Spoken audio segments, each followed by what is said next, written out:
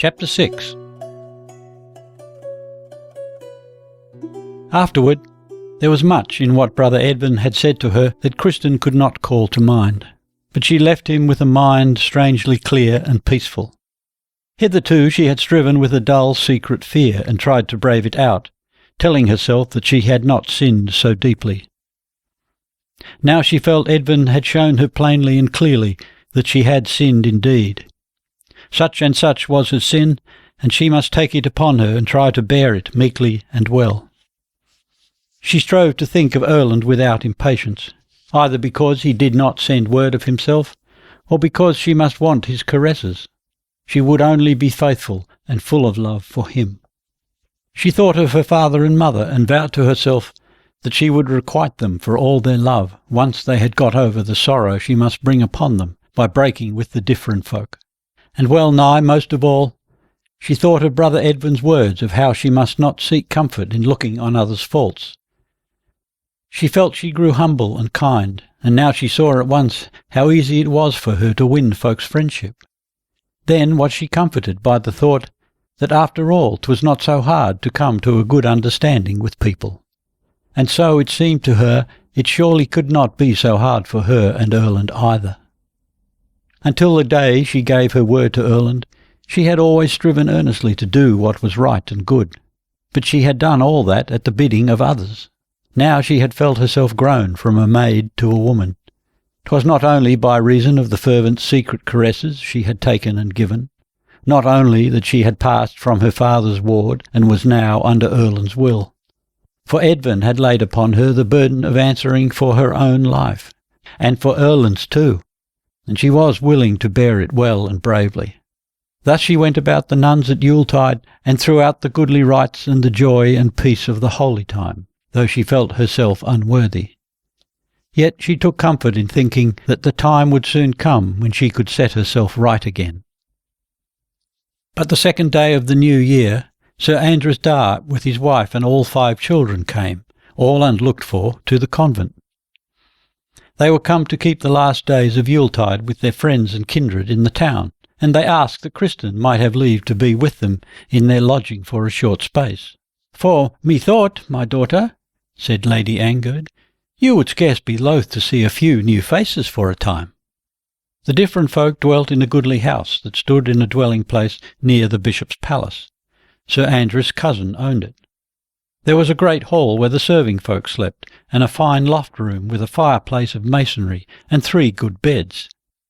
In the one Sir Andrew and Lady Angerd slept with their youngest son Gudmund, who was yet a child. In another slept Kristin and their 2 daughters, Astrid and Sigrid, and in the third Simon and his eldest brother Gerd Anderson.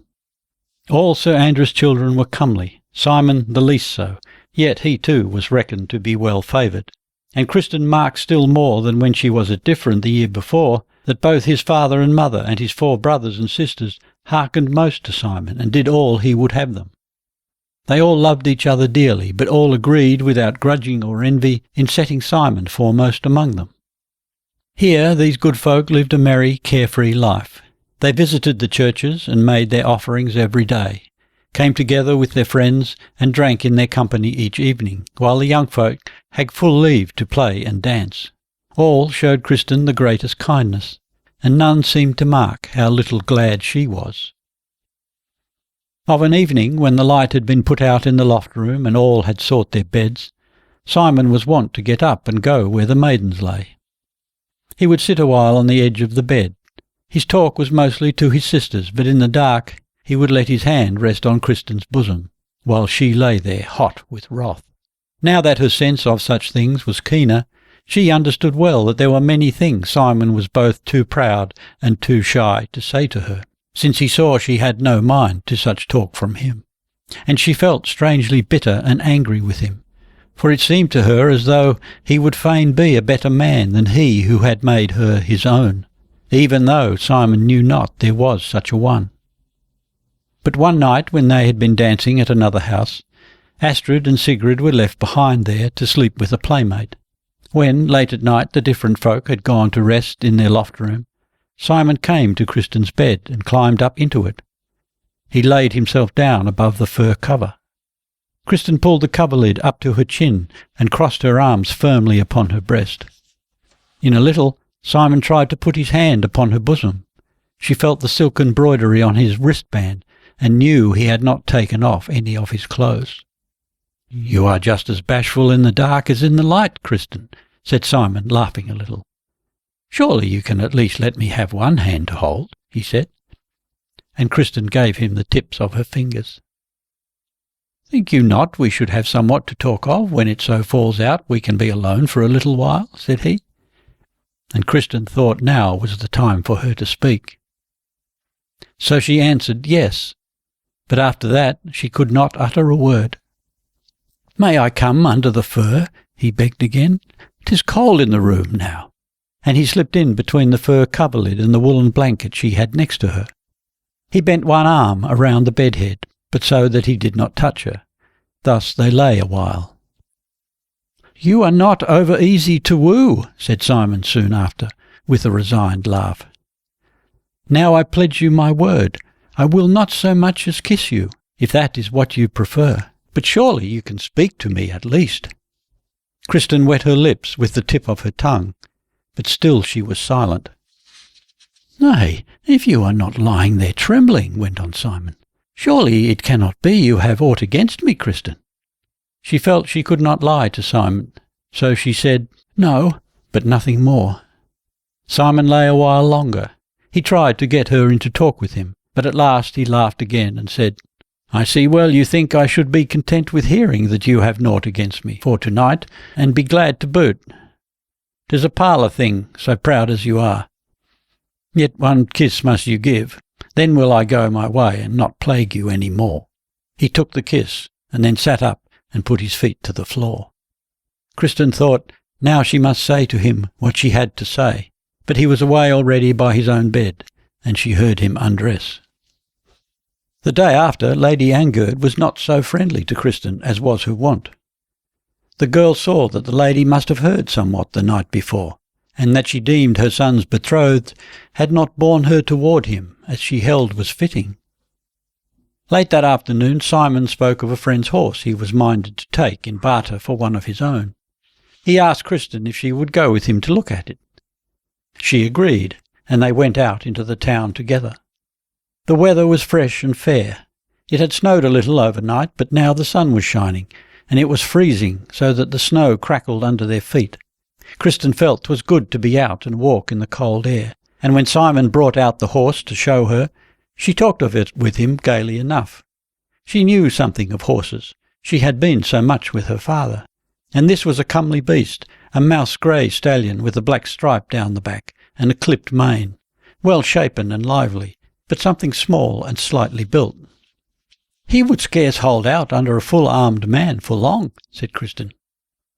"Indeed no, nor did I mean him for such a rider," said Simon. He led the horse out into the home field behind the house, made it trot and walk, mounted to try its paces, and would have Kristin ride it too. Thus they stayed together a good while out on the snowy field. At last, as Kristin stood giving the horse bread out of her hand, while Simon leant with his arm over its back, he said all at once, "Methinks, Kristin, you and my mother are none too loving one with another." "I have not meant to be unloving to your mother," said she, "but I find not much to say to Lady Angerd."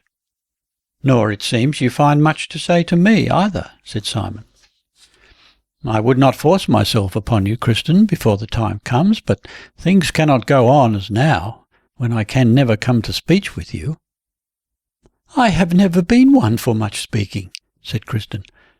"I know it myself, and I Look not you should think it so great a loss if what is betwixt us should come to naught. You know well what my thoughts are in that matter, said Simon, looking at her. Kristin flushed red as blood, and it gave her a pang that she could not mislike the fashion of Simon Dar's wooing. After a while he said, Is it Arne Gerdsen, Kristin, that you feel you cannot forget? Kristin but gazed at him. Simon went on, and his voice was gentle and kind. Never would I blame you for that. You had grown up like brother and sister, and scarce a year is gone by. But be well assured for your comfort that I have your good at heart. Kristin's face had grown deathly white. Neither of them spoke again as they went back through the town in the twilight. At the end of the street, in the blue-green sky, rode the new moon sickle with a bright star within its horn. A year, thought Kristin, and she could not think when she had last given a thought to Arne. She grew afraid. Maybe she was a wanton, wicked woman. But 1 year since she had seen him on his bier in the wake-room and had thought that she should never be glad again in this life. She moaned within herself for terror of her own heart's inconstancy and of the fleeting changefulness in all things. Erlend, could he forget her? And yet it seemed to her 'twould be worse if at any time she should forget him. Sir Andres went with his children to the great Yuletide feast at the king's palace. Kristin saw all the pomp and show of the festival. They came too into the hall where sat King Hakon and the Lady Isabel Bruce, King Eirik's widow. Sir Andres went forward and did homage to the king, while his children and Kristin stood somewhat behind. She thought of all Lady Ashild had told her. She called to mind that the king was near of kin to Erlend. Their fathers' mothers were sisters, and she was Erlend's light of love. She had no right to stand here, least of all amid these good and worthy folk, Sir Andres' children. Then all at once she saw Erlend Nicolason. He had stepped forward in front of Queen Isabel, and stood with bowed head and with his hand upon his breast, while she spoke a few words to him. He had on the brown silk clothes that he had worn at the guild feast. Kristin stepped behind Sir Andres' daughters. When, some time after, Lady Angerd led her daughters up before the Queen, Kristin could not see him anywhere, but indeed she dared not lift her eyes from the floor. She wondered whether he was standing somewhere in the hall. She thought she could feel his eyes upon her. But she thought, too, that all folks looked at her as though they must know she was a liar, standing there with the golden garland on her outspread hair.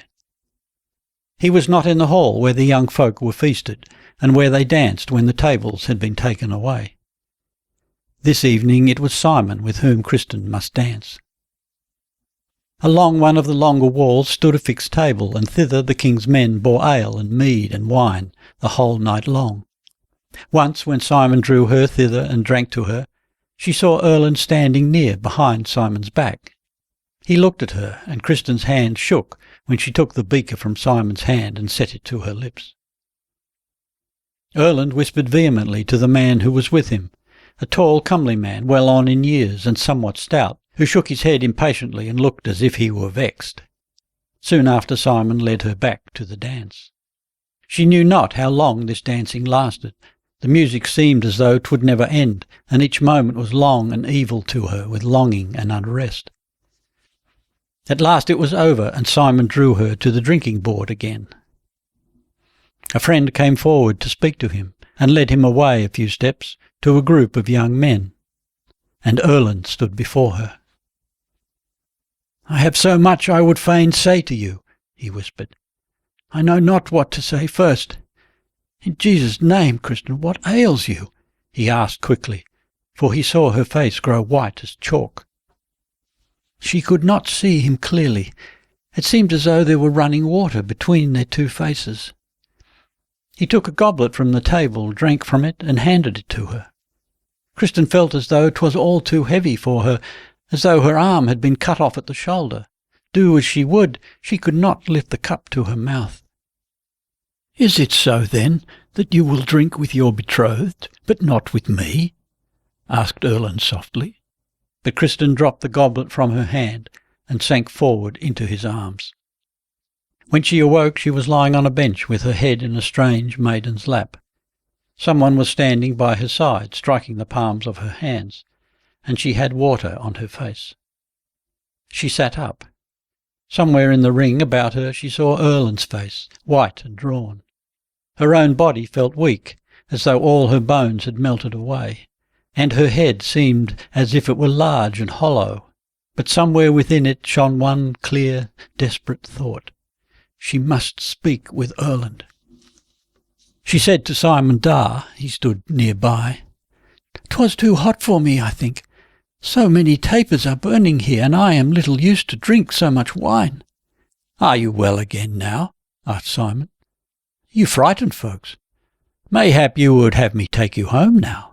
"We must wait, surely, till your father and mother go," said Kristin calmly. "But sit down here. I can dance no more."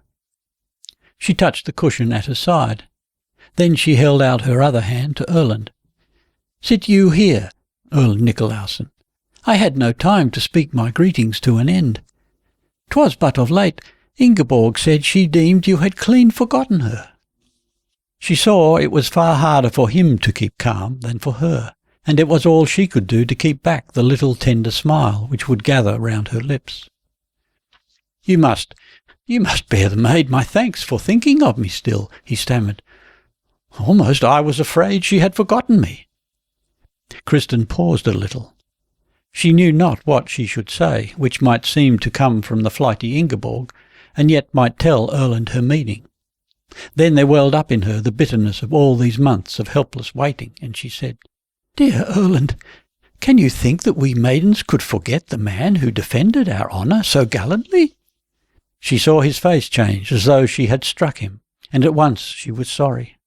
Then Simon asked what this was they spoke of. Kristin told him of Ingeborg's and her little adventure in the Eikeberg woods. She marked that Simon liked the tale but little. Then she begged him to go and ask of Lady Angerd whether they should not soon go home. 'Twas true that she was weary. When he was gone, she looked at Erlend. "'Tis strange," said he in a low voice. "You are so quick-witted. I had scarcely believed it of you." "Think you not I have had to learn to hide and be secret?" she said gloomily. Erlend's breath came heavily. He was still very pale. "'Tis so, then?" he whispered. "Yet did you promise me to turn to my friends if this should come to pass? God knows I have thought of you each day, in dread that the worst might have befallen. I know well what you mean by the worst. That you have no need to fear. To me, what seemed the worst was that you would not send me one word of greeting. Can you not understand that I am living there amongst the nuns, like a stranger bird?" She stopped, for she felt that the tears were coming. "Is it therefore you are with the different folk now?" he asked. Then such grief came upon her that she could make no answer. She saw Lady Angerd and Simon come through the doorway. Erlend's hand lay upon his knee near her, and she could not take it. "I must have speech with you," said he eagerly. "We have not said a word to one another we should have said." "Come to Mass in the Maria Church at Epiphany," said Kristin quickly, as she rose and went to meet the others. Lady Angerd showed herself most loving and careful of Kristin on the way home, and herself helped her to bed. With Simon she had no talk until the day after. Then he said, "How comes it that you bear messages betwixt this Erlend and Ingeborg Philipsdatter? 'Tis not fit you should meddle in the matter, if there be hidden dealings between them." "Most like there is naught in it," said Kristin. "She is but a chatterer." "Methinks too," said Simon. "You should have taken warning by what's past, and not trusted yourself out in the wild wood paths alone with that magpie." But Kristin reminded him hotly that it was not their fault they had strayed and lost themselves. Simon said no more. The next day the different folks took her back to the convent, before they themselves left for home.